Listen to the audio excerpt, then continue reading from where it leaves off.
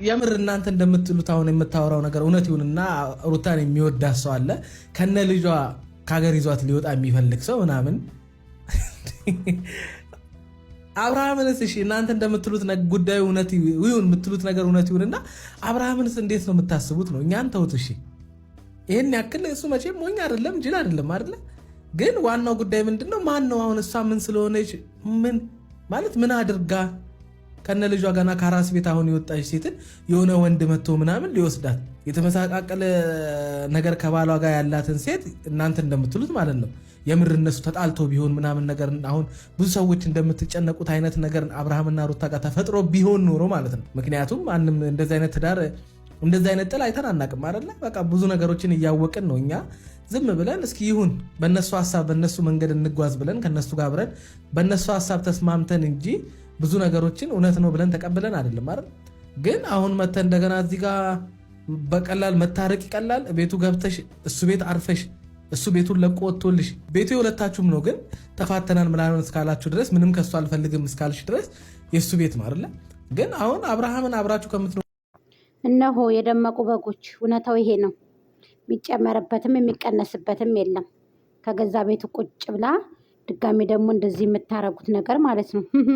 ጉድ ሳይሰማ መስከረም አይጠባ ይባላል። ይታፈር ተከንፈር። እመታለሁ ሲሉ እደበድባለሁ ሲሉ መደብደብ አለ፣ ገላለሁ ሲሉ መገደል አለ። ስለዚህ ዛሬ ደግሞ 200 ኬ እንድናስገባሽ ሄርሜላንና መሪን በጠፊ በይልን ደመቁ እያሉ መልእክት እያስተላለፉ ነው በኮሜንት። እመታለሁ ሲሉ መመታት አለ፣ እገላለሁ ሲሉ መገደል አለ። ስለዚህ ዝንቧነሽ ወንድ ናት። የእናንተ ደመቁ ቀረ እኮ ድሮ ወንድ ናት። መሪን ሄርሜላ አሽቃባጮች አታሽቃብጡ። ደርግማ ነው የምጥላት። ደርግማ ማለት ነው። ዋዛ ነው እንዴ? ምንድን ነው እንደዚህ የምትጨመላለቁት? እንደው በየሄዳችሁበት እንደው በቃ ሌላ ነገር አታውቁም እንዴ?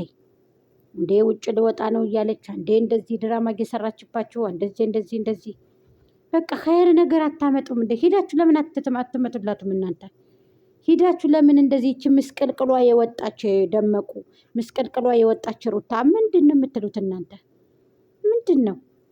ኧረ እባክሽ መሪን ሂዳትም ታልን ደመቁ ሄርሜላ ሂዳትም ታልን ደመቁ። ሲያምራች ይቀራል ነከች ሲያምራች ይቀራል ማለት ነው። ጅል አትሁኑ የዚህን ያክል በግ አትሁኑ የዚህን ያክል ጅል አትሁኑ።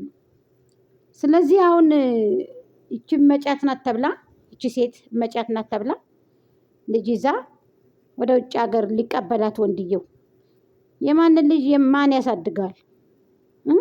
የማንን እንደምለው አንዴ ስትፈልጉ ዳኒ ነው አባቱ፣ ስትፈልጉ ደግሞ አብርሃም የውሽማ ልጅ ነው ሲያሳድግ ይኖረው።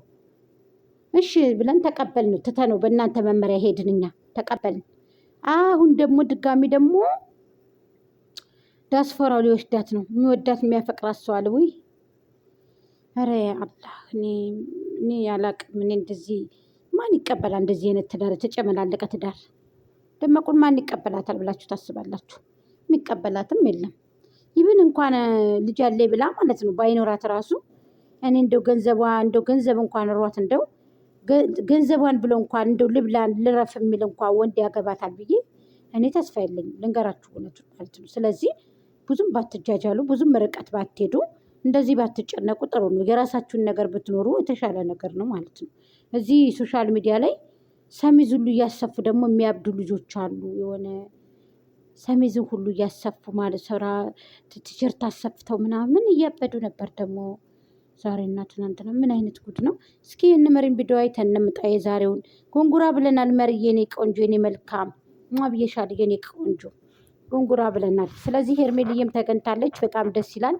አብርሃምም ሌሎቹም እንደዚህ ጽጌ እንደዚህ ጽጌ ተቀይሜሻለሁ ይቅርታ በይ በሰራሹ ቪዲዮ በራስሽ ቤት በጣም ነው የተቀየምኩሽ።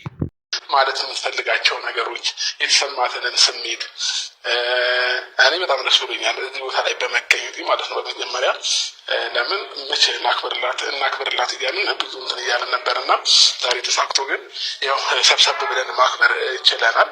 እና 100,000 ሰብስክራይብ ማለት ቀልድ አይደለም። ያው ኦልሬዲ ሜሪ ወደ 8 ወር ከዛም በላይ ዩቲዩብ ላይ ቆይታለች እና ለዚህ ባሳለፈቻቸው እነዚህ ጊዜያቶች፣ ወራቶች ብዙ ነገር አሳልፋ ነው እዚህ የደረሰችው እና በዚህ በጣም ደስተኛ ነኝ። በጣም የዋህ ናት። በጣም ምርጥ እንደምትናገረውም አይደለችም።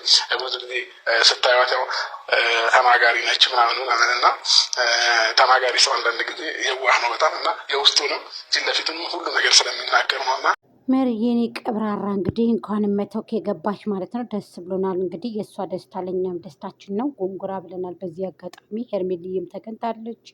አብርሃምም፣ ሌሎቹ የስራ ባልደረቦቹ ሌሎቹም እንግዲህ አሉና ቤላ ሁሉ አሉ። እንግዲህ ሌሎቹ ጽድት ብለው ለምንድን ነው ደመቁ የሌለችው ቡርቴ የሌለችው እያለው እንግዲህ ቡርቴንም እዛ ጋር ለማስገባት ይፈልጋሉ። ቡርቴ ያግድም አይመጽናትም ማለት ነው። ምክንያቱም ያግድም የሚላበስበት የሚሄድበት ጨዋ ነው ማለት ነው። እንደሱ አይነት ሰው ያንግድም ቦታ ሊረገጥም ሊሄድበትም አይችልም ማለት ነው። ስለዚህ መርዬንና እሷን ሄርሜልዬን በጥፊ በይልንና 200K እንድናስገባሽ ብለዋል ማለት ነው። ያው በኪራይ ነው ማለት ነው የምታስገባት።